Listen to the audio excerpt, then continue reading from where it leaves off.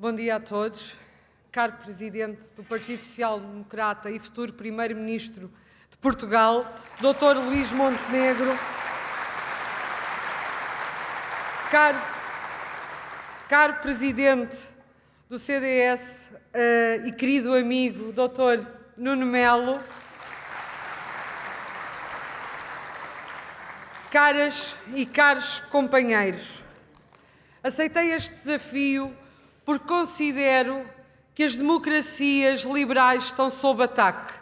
Estão sob ataque quer a nível internacional, como nós temos vindo a observar desde o dia 24 de fevereiro de 2022, com aquilo que a Rússia tem levado a cabo na Ucrânia, mas também estão sob ataque em outras geografias e outras latitudes, a nível global. Mas também estão sob ataque a nível endógeno, em Portugal, quando nós assistimos à crispação cada vez maior do debate público e ao esvaziamento de ideias e apenas a ataques pessoais e, mais do que isso, àquilo que são os direitos, liberdades e garantias fundamentais, como, através do Bloco de Esquerda, com ataques e com cartazes a dizer pela propriedade privada não lhes dês descanso, e também pelos movimentos populistas que querem nos convencer de que a nossa sociedade não deve proteger direitos humanos fundamentais.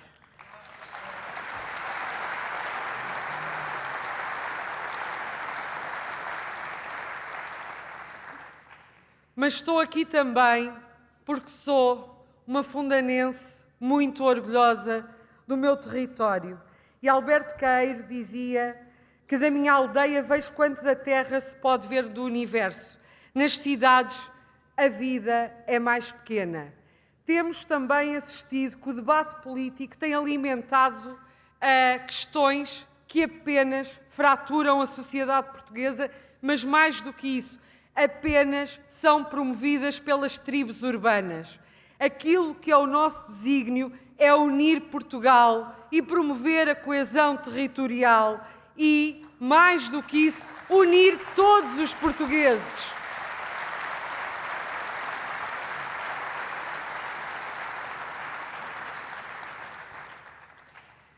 Mas a nossa democracia também está sob ataque quando o Partido Socialista considera que só o PS é capaz de fazer pior, mas dizem melhor, do que o próprio PS. Nós não podemos transformar a nossa democracia numa dinastia de um partido político em Portugal.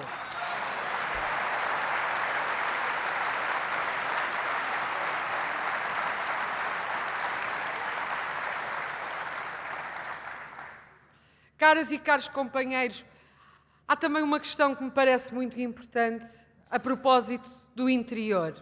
O interior não quer que sejam criados manifestos para o interior que apenas representam narrativas e nunca saem do papel.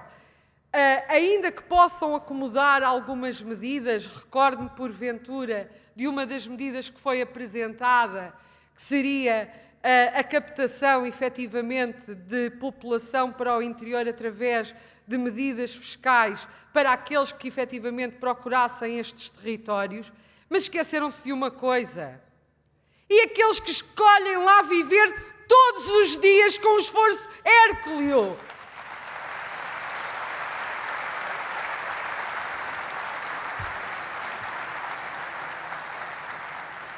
Nós não nos mudamos para lá, nós vivemos lá, nós escolhemos viver no interior, mesmo que, do ponto de vista profissional, nos peçam diariamente para vir para Lisboa.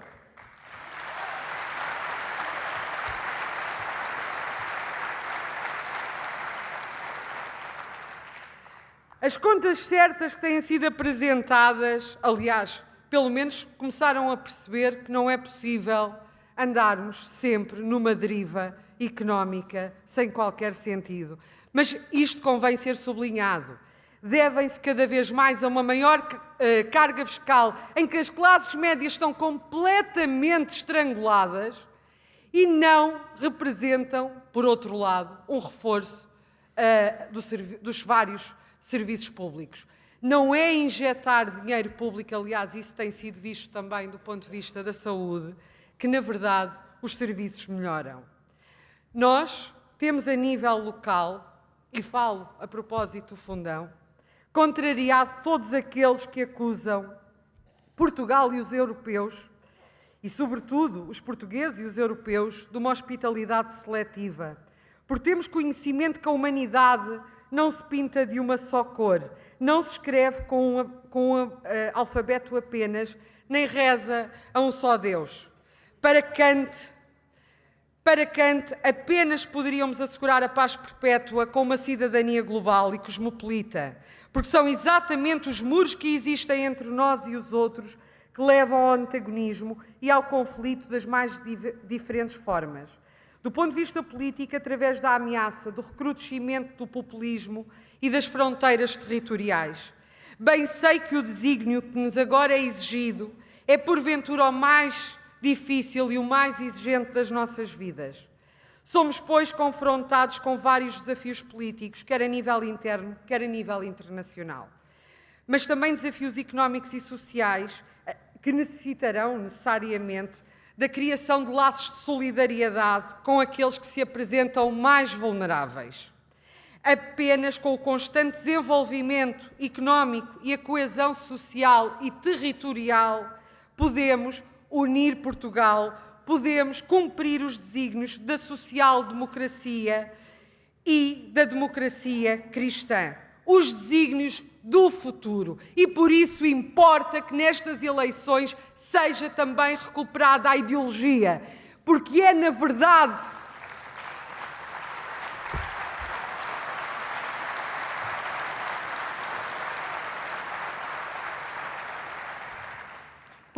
verdade, sob esse desígnio ideológico que eu também me movo. Assim, os desafios que o nosso país e, sobretudo, o interior deste país enfrenta são, sobretudo, 6. Primeiro, o desafio da geopolítica dos investimentos. Não se pode continuar a observar para o território com a macrocefalia com que se tem olhado. Pela primeira vez na história da democracia, em Portugal, começa-se a perceber o valor do interior do nosso país, seja pelo preço da habitação, seja pelo ambiente, seja pela qualidade de vida. Saibamos nós e saiba o nosso Presidente estar à altura deste desafio de unir efetivamente o território português.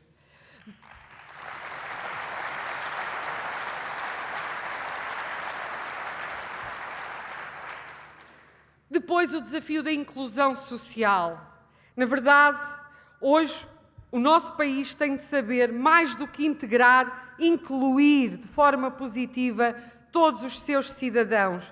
E tem que haver uma atitude clara de mobilização de todos nós para que esse esforço de convergência, de atuação no momento, porventura, como eu já referi, mais exigente da nossa história contemporânea, seja concretizado. Depois temos também o desafio da competitividade. Depois deste período, necessariamente, é urgente aceitarmos o desafio tecnológico na matriz de desenvolvimento local, regional e nacional. Um programa para a competitividade tem de forçar dinâmicas efetivas na aposta da tecnologia, seja ao nível da concepção de novas ideias, seja ao nível da acomodação de novas empresas. Há algo que também é muito importante que seja dito. Não se pode continuar a hostilizar o investimento privado no nosso país, seja do ponto de vista fiscal,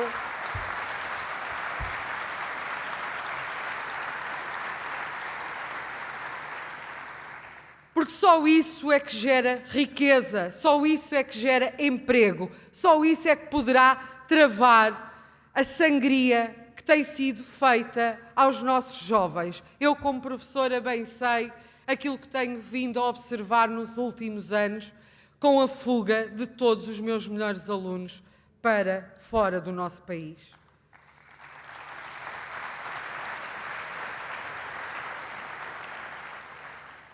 depois temos também o desafio da excelência territorial. O interior do nosso país tem algumas vilas e cidades com uma oportunidade única de potenciar um novo paradigma voltado para a qualidade, para a criatividade, para a inovação, para a sustentabilidade ambiental. Verdadeiros centros de modernidade participativa que façam esquecer a dinâmica asfixiante das âncoras cosmopolitas. Um programa territorial para a modernidade é vital para dar conteúdo estratégico à ocupação das cidades médias e à nova vontade de apostar no interior de Portugal. Temos também o desafio da modernidade cultural. O interior tem hoje uma forte base cultural alicerçada no potencial histórico de muitas das suas aldeias. É um ativo único. Aliás, está aqui o meu querido amigo, que eu muito estimo, o Dr. Nunes Liberato, que sabe muito bem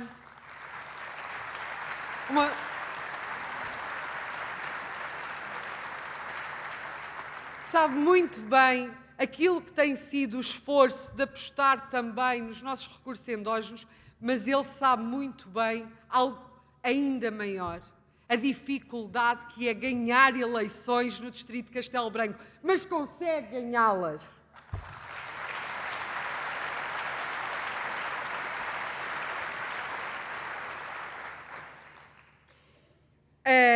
É crucial, então, desenvolver um plano estratégico cultural e de turismo que seja capaz de competir nos mercados internacionais. Hoje, a governança é local, faz-se das pequenas cidades para o mundo e do mundo para as cidades. São quase como as cidades-estado que nós tivemos no período helénico. Depois temos o desafio da orientação das políticas públicas para o impacto e do permanente diálogo entre o setor público e o privado. Isso exige um conhecimento muito profundo dos territórios e das suas prioridades. Não é como vejo, por exemplo, a candidata do Partido Socialista, que também, a propósito, é Ministra da Coesão, dizer que os pais, os avós nasceram lá e que ela vai lá de vez em quando. Não! É preciso conhecer o nosso território e as nossas gentes.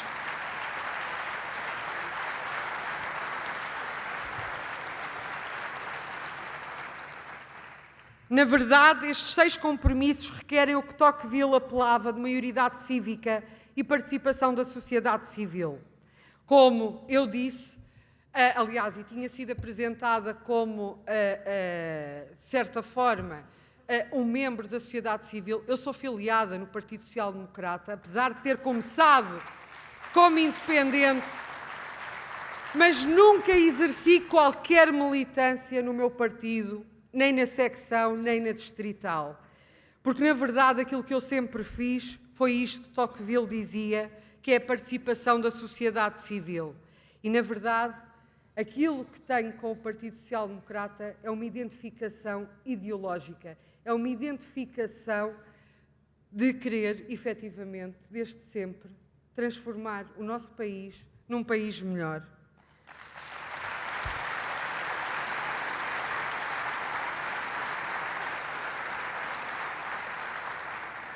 Tudo passa por, no princípio e no fim, saber estar e participar. Impõe-se para o país uma cultura de participação cívica sem existência de proprietários políticos, económicos ou sociais. É assim que Portugal fará a riqueza da matriz da verdadeira coesão territorial. É desta forma inclusiva, livre e participada que Portugal poderá crescer e consolidar a sua democracia, envolvendo toda a população para a concretização dos seus objetivos. O novo paradigma que se pretende, então, e que a AD apresenta para as nossas regiões do interior merece, por isso, não apenas um pensamento estratégico, mas um pensamento profundamente livre. Ora, é precisamente nos momentos de maior exigência que o ser humano revela o seu melhor e o seu pior. Estejamos, nós todos, sem exceção, do lado certo da história, do ponto de vista axiológico. Sejamos nós capazes de empreender e incluir, de promover e integrar. Fomos sempre capazes ao longo da nossa história. Nenhuma crise se tornou definitiva, porque sempre existiram homens e mulheres, como o Dr. Luís Montenegro e o Dr. Nuno Melo, que acreditaram, que lideraram estes homens e estas mulheres. Houve sempre uma reserva de coragem que permitiu aos portugueses reinventarem o seu destino. Tínhamos nós a capacidade no mundo em que as estruturas multinível de governança global, das pequenas aldeias ao mundo global estão sob ameaça, resistir. Estando nós, porventura, como eu, no interior, estamos mais perto da Europa, no país mais próximo do Atlântico e com uma importância acrescida no quadro da CPLP e da lusofonia. E se me permitem, que orgulho eu tenho não apenas em ser mulher, mas uma mulher identitariamente beirã, portuguesa, europeia, atlanticista e lusófona.